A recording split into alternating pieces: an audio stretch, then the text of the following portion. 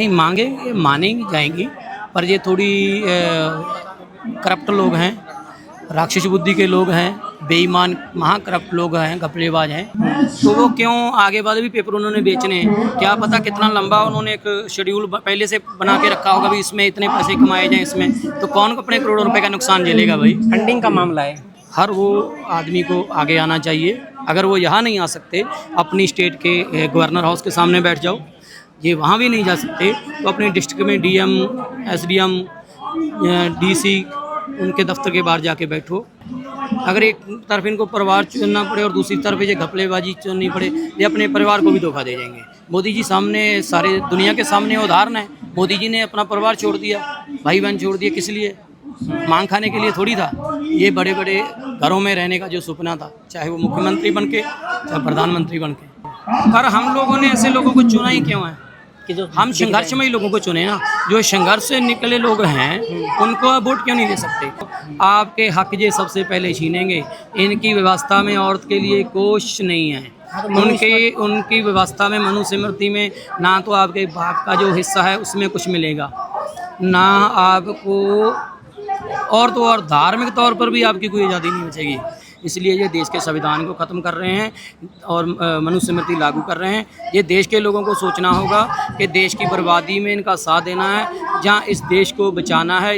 हाँ, उसके बाद सिर्फ आरएसएस की नहीं, मनुस्मृति लागू की जा रही है। क्योंकि जैसे देखो, लोगों से रहने की जगह छीनी जा रही है, जो झुग्गियाँ टाइप के हैं, बुलडोजर चलाए जा रहे हैं, वो 93,000 स्कूल बंद किए जा रहे हैं, नीट जैसे पेपर लीक करके। मेरा नाम जबरजंग सिंह, मैं बठिंडा पंजाब से।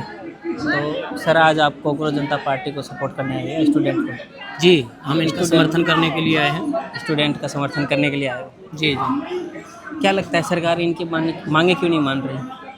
नहीं मांगे मानेंगी जाएंगी, पर ये थोड़ी करप्ट लोग हैं, राक्षस बुद्धि के लोग हैं, बेईमान महाकरप्ट लोग हैं, घपलेबाज हैं।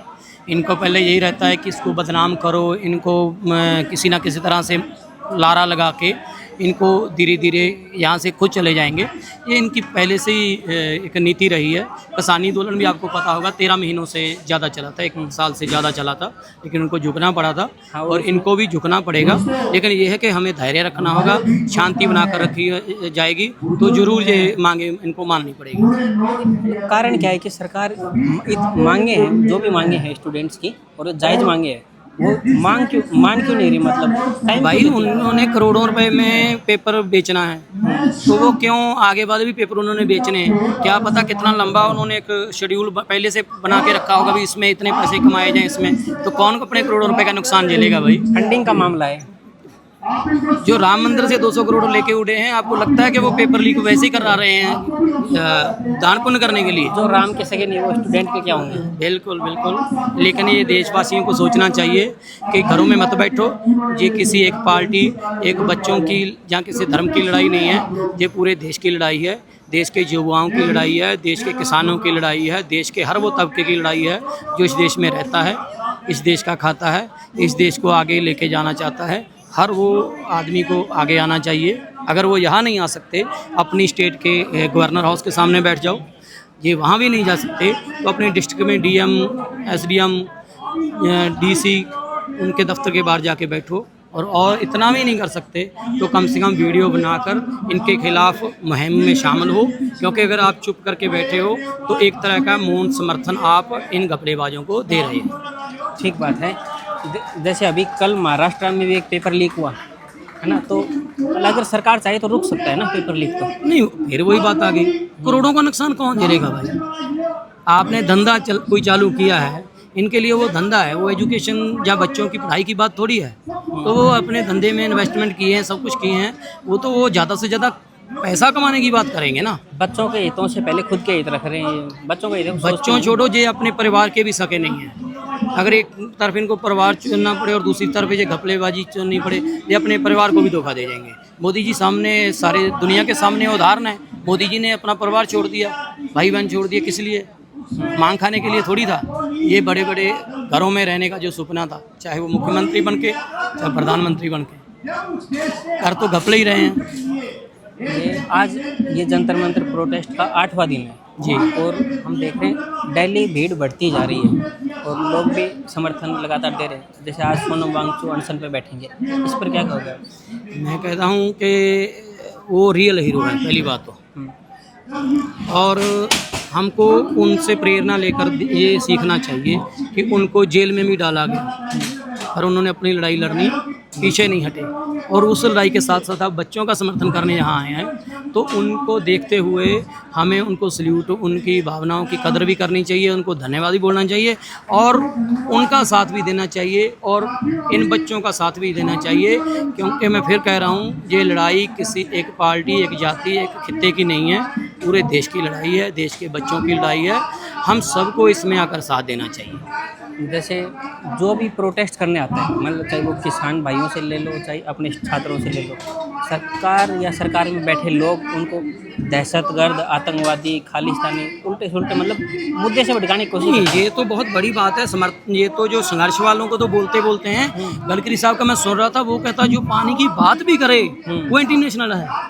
वो उनके लिए तो सिर्फ पानी की बात करने वाला इंटरनेशनल है। भाई ये तो उनके घपलों को बंद करने वाली बात कर रहे हैं। ये फिर भी बड़ी तो बात है। बहुत बड़ी बात है।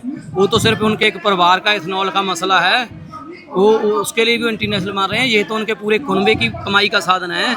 मतलब वो तो वो कुछ ना कुछ बोलेंगे ही, पर एक बात याद रखना, इनका उल्टा है। जिसको ये देशभक्त बोलें वो देश को बर्बाद करने वाले हैं, और ये जिनको देश विरोधी, एंटी नेशनल, खालिस्तानी, पाकिस्तानी बोलें, समझ लो वो ही इस देश के असली सच्चे देशभक्त हैं। देश के जुझारू लोग वही हैं जिनको ये गाली देंगे। और छात्रों की बात करना देशद्रोह कब से हो गया? इनके कारण, इनके जब से ये आए हैं, क्योंकि इन्होंने देश को बेचने, बर्बाद करने का जो ठेका लिया है, जो भी उसमें अड़चन आएगा तो किसी को नक्सली कह देंगे, किसी को कुछ बोल देंगे। क्यों? क्योंकि इनको सिर्फ देश को बर्बाद करना है। इनका ना तो देश की आज़ादी की लड़ाई में कोई योगदान है, ना उसके बाद का कोई योगदान है, ना इन्होंने 12 सालों में कोई नया IIT जहाँ कोई भी संस्था ऐसी जो बच्चों के लिए या देश के वृद्धि के लिए काम करने वाला कोई भी ऐसा इन्होंने काम नहीं किया है।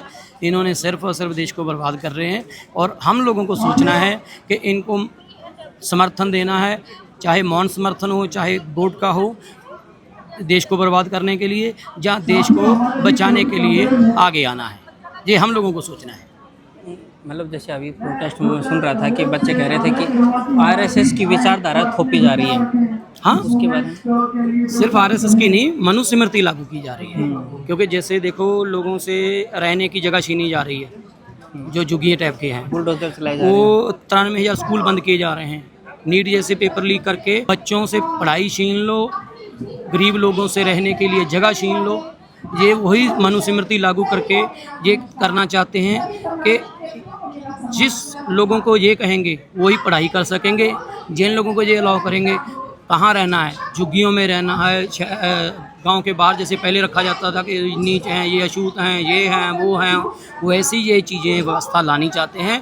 इसलिए ये देश के संविधान को ख़त्म कर रहे हैं और मनुस्मृति लागू कर रहे हैं। ये देश के लोगों को सोचना होगा कि देश की बर्बादी में इनका साथ देना है, जहाँ इस देश को बचाना है, इस देश की संपदा को, इस देश के भाईचारे को, इस देश के जो एक गुलदस्ता टाइप का जो बना हुआ है, जिसमें सारी जातियां, सारे लोग, सारे धर्म, सारे खित्ते, सारे लोग मिलकर रह रहे हैं, इसको ऐसे ही बना के रखना है। जहाँ देश को बर्बाद करना है, जी अब हम लोगों पे है कि मनुस्मृति चाहिए, जहाँ संविधान चाहिए। पर एक बात मैं कह देता हूँ, खासकर मेरी बहनों से, मेरी माताओं से, कि भाई और लोगों का तो ये जातियों में बांट देंगे, पर आप किसी भी जाति में हो, चाहे अपर क्लास में बैठे हो, आपके हक ये सब